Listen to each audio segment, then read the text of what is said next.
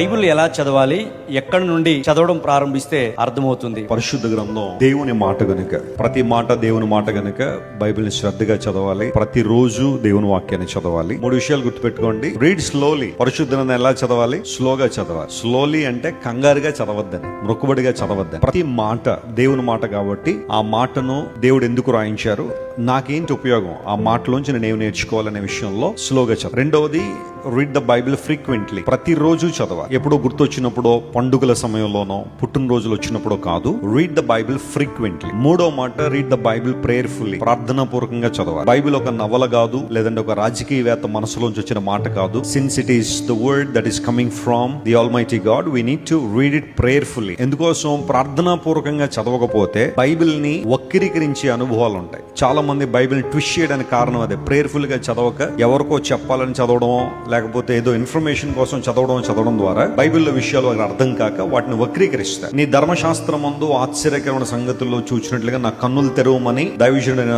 దావీదు ప్రార్థన చేసిన రీతిగా మనం కూడా ప్రార్థనా పూర్వకంగా బైబిల్ చదవాలి.